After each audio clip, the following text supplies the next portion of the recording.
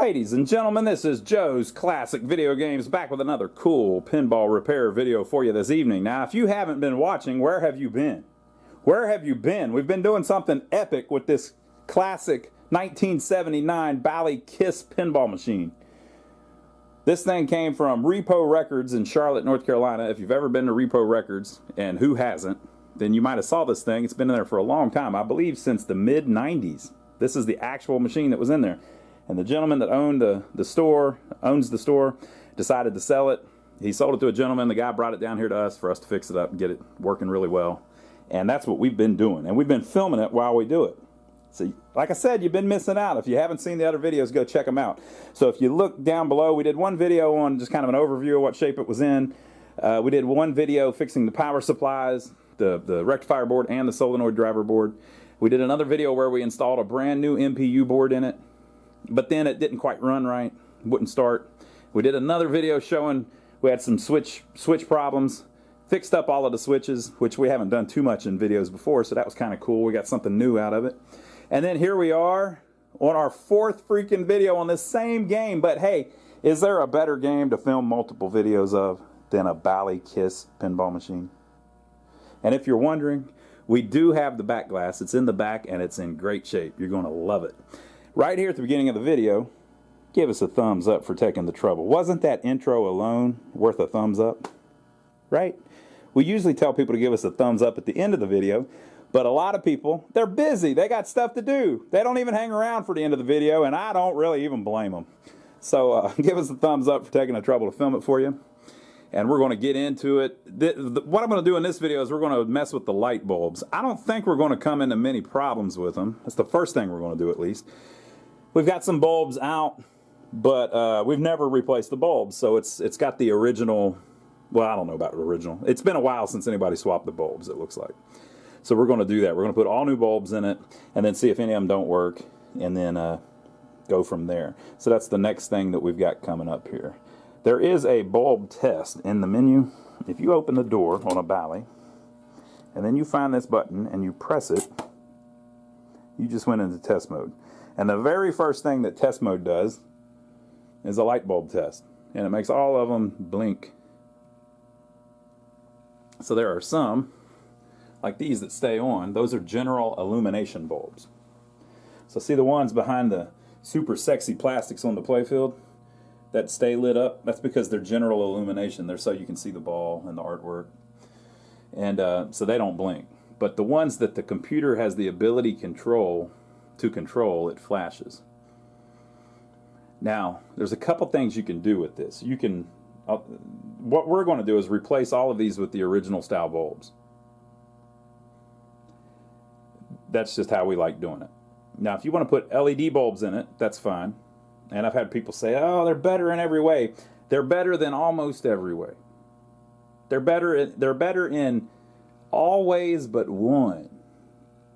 The only way that they're not better is they don't quite, and I don't care which one you're talking about, I've seen them all, they don't quite look like the original bulbs.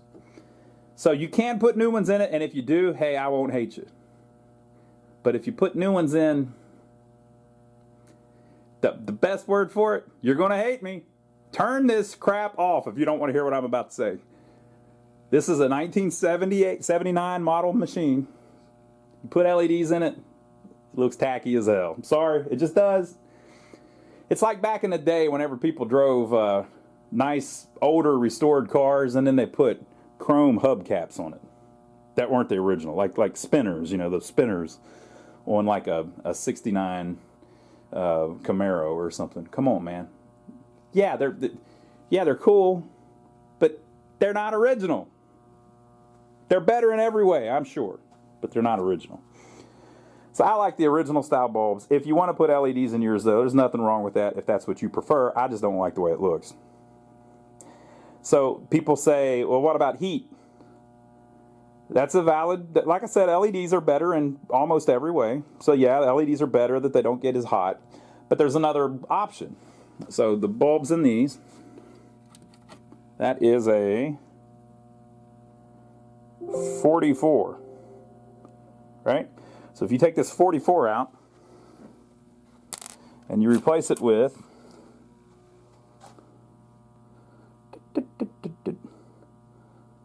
a 47.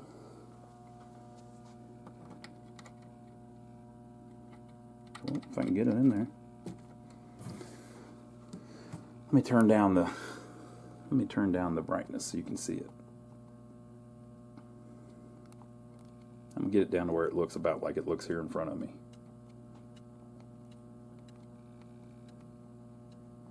I'm darkening it way up, but this is how it kind of looks in person.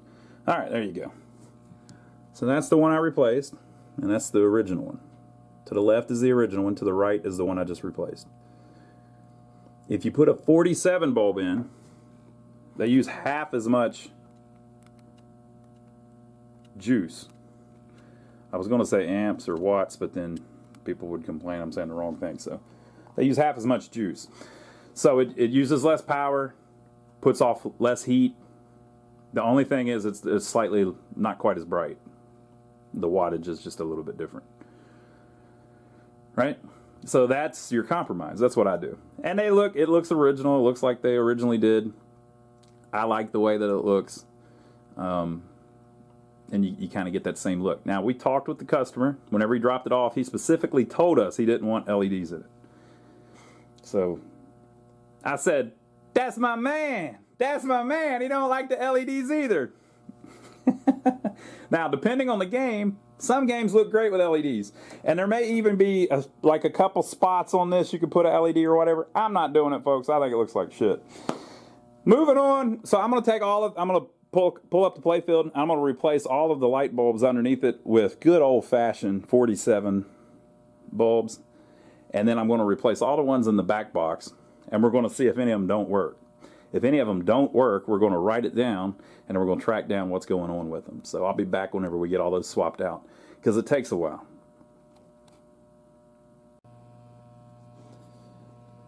Okay, folks, I've replaced most of them. I did it with the power off. That's the best way to do it, because if you accidentally short something out, it might blow something up.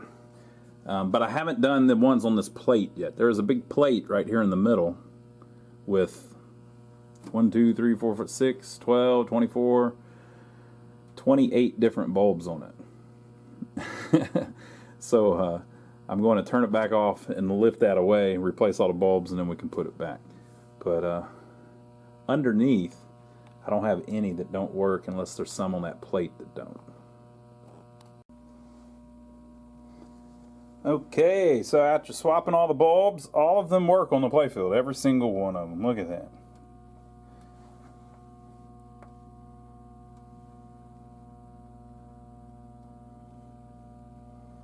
Starting to look pretty good. Okay, so I think what I'll do, since they're all working, I'll go ahead and put the 4 pop bumper caps on, but I can't ever figure out what order they go in. Got new ones. The guy wants us to save his old ones for him because he got the original ones, so that's cool. But I'm going to look on the flyer and see if there's a specific order that they're shown on the flyer. Alright, so this is a scan of the original flyer. So the sample machine that Bally made and then took pictures of, the way it was set up. You had Gene to the right. You had Paul Stanley down at the bottom, Peter Chris to the left, and Ace Frehley at the top. I think I've got their names right, hopefully, but that's exactly how I'm going to put them on the machine. Okay. Got the pop bumper caps on, and don't they look great? Awesome. Really kind of makes the game. Without those, it's like it's missing something. Okay, so the only bulbs that are burned out, or that do not work on the whole game, are these 3 and the KISS logo. Now, I replaced the bulbs. They're still not working. So there's something going on with either the wiring or more than likely the board that runs those. These games, they all of the Bally's used a light board, a lamp driver board. And you can see just how many lights there are in the center of the playfield here. Because there are so many on the playfield, they had to add a second board to have enough room to run the the lamps that need to be computer controlled for the logo, because it does like a little effect. It looks kind of like a rock concert or something going on. So they have a special little board just for that. But here's what we're going to do. As crazy as it sounds, we're trying to make this thing super reliable for this guy. So as crazy as it sounds, I'm going to take out the lamp board that actually runs all of these, just so I can do a little bit of preventative maintenance on it. And so all I'm going to do is take it out, and we're going to resolder the connectors on the back.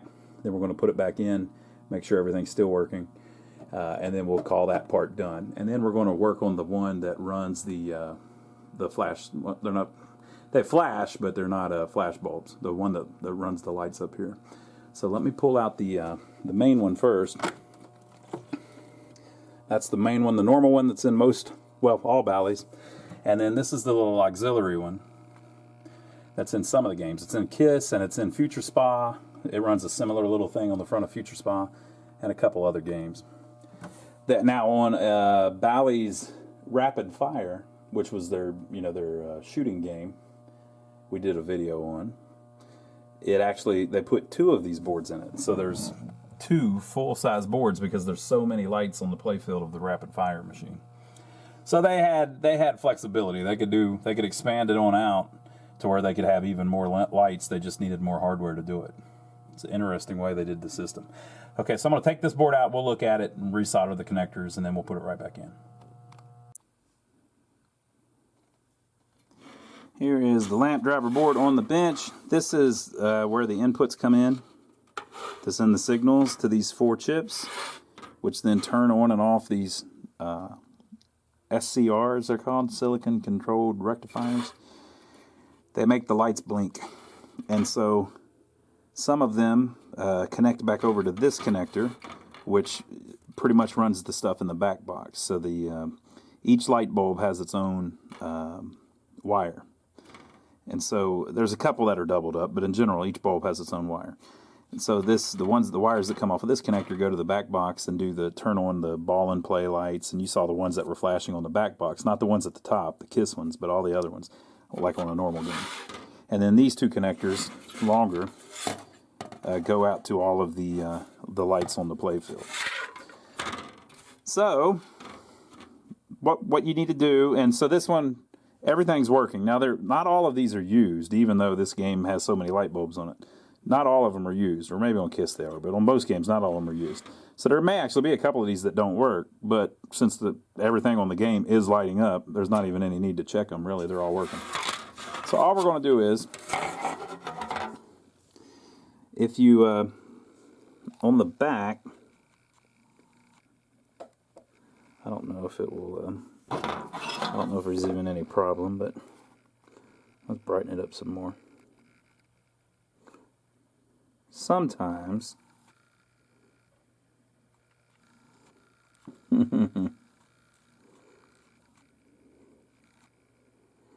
sometimes you'll have like a little ring around the pins.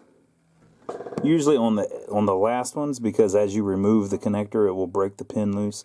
Yeah, look at that last pin. So you can see a ring around the actual pin. That pin is broken loose. It's still touching enough that the light works. Or maybe that one's not even hooked up to anything, but that little line around the joint is a cold solder joint, or actually a broken solder joint. And it'll see, you got them at the ends of each, and it will eventually get worse and make the game, that light bulb, not work.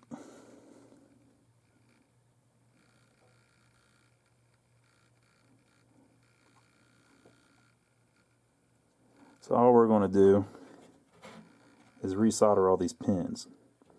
What I usually do is I take a little brush, and brush them off, get all the dirt and stuff off of them, and then solder them up, put it back in, make sure everything still works, and there you go. Simple as that. We're just doing that because you saw the bad solder on a couple of them, right? That'll get worse and worse and worse. If I put new solder on it now, it's going to last 20 more years before it's a problem. So there you go. Okay, folks, we put it back in. Everything is still working. It's all gravy, baby. Oh, let's make sure on the back box. Yes.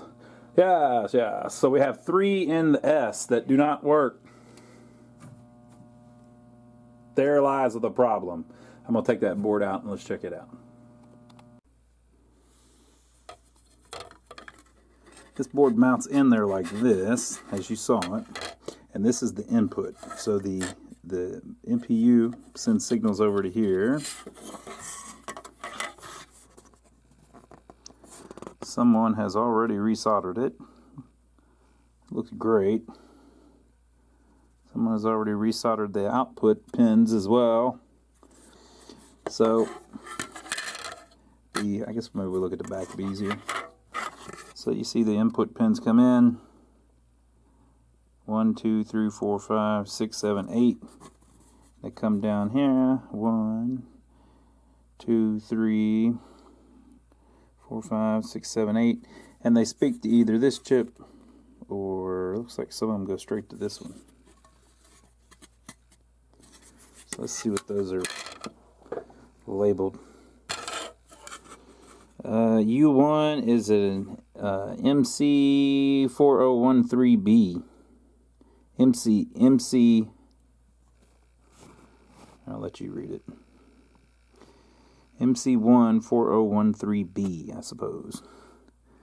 And then these are both D4555C. 4555C. So we have 3 bulbs out. So I think it's probably going to be these transistors. But maybe not. Maybe not. But we're going to check. So here's how I'm going to check them. Whenever people say, oh, do it this way, do it that way. What I do is when there's 12 of them, I just measure them against each other. So set your meter on diode. That way you don't have to remember all of them, you know? You don't have to, which pin am I supposed to put it on?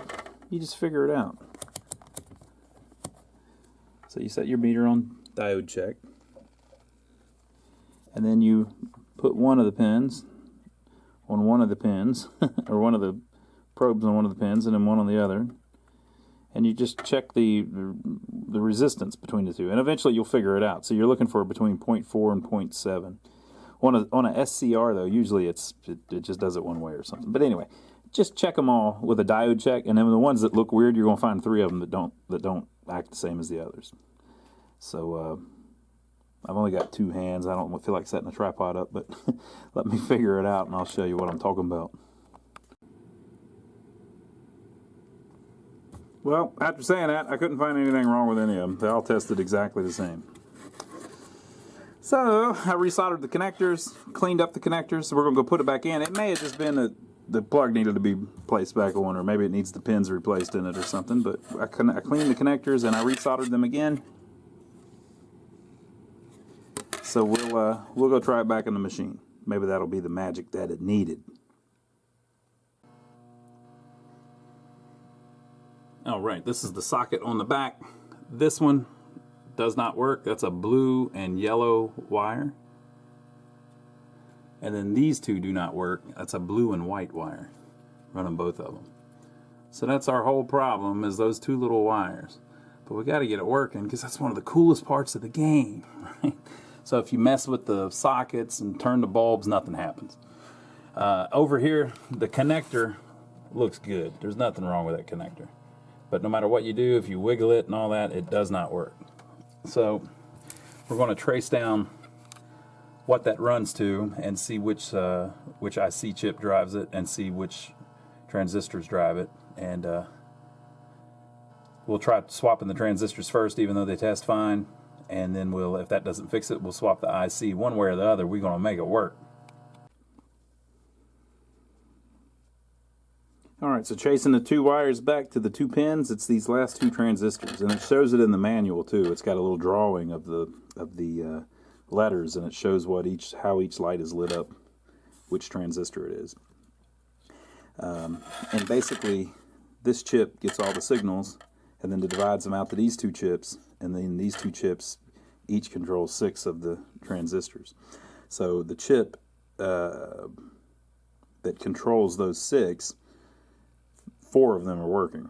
So, I mean, it could be the chip still, but... And if the signal that goes to the chip from here also goes to this one, so it's probably these two transistors, even though they test exactly the same as the others. Silicon, they're SCRs, which I guess are a type of transistor. So these two look fine, but I swapped them out. I took two off of a parts board that I had. It's the same ones that are on the regular lamp driver boards. So if you've got one of these laying around, you got plenty of them. If you don't have one of those laying around and you'd like to have one of those laying around, they sell them on eBay for like $5. So you might want to go get you one. But I got a whole bunch of them. So I swapped those two. Let's put it back in and see if that did anything. Apparently I don't have a good way to test it. So we'll see if it works in the game. Keep your fingers crossed. Back again, and it's getting late. Put it back in, light still didn't work. All the wiring seems fine. All the connectors seem fine. So looking at the schematics, it's got to be one of these decoupler chips. So that's what we're doing next. I swapped it out, put a little socket in. I've had to replace these before, but... So it's a D4555. Bam! I actually had some. What do you think about that? That's because many years ago, when I fixed one, doing the same thing on some other game, can't remember which one, I needed one, so I ordered 10. And then on a night like tonight, it sure comes in handy. So I just fixed it for free. If I fixed it. So here's the old one. If I didn't fix it, I'll put this one back with the other 8 of them that I got left. And no harm, no foul. I'll be out of socket, though. Right. Okay, so I think that's going to do it. Third time's a charm, right? So now I'm going to go put it back in for reals this time. For reals, though.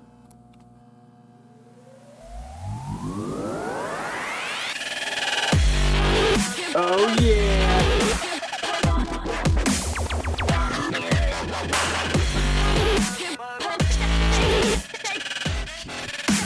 Let it blind you. Just soak it all in, people. Just soak it all in.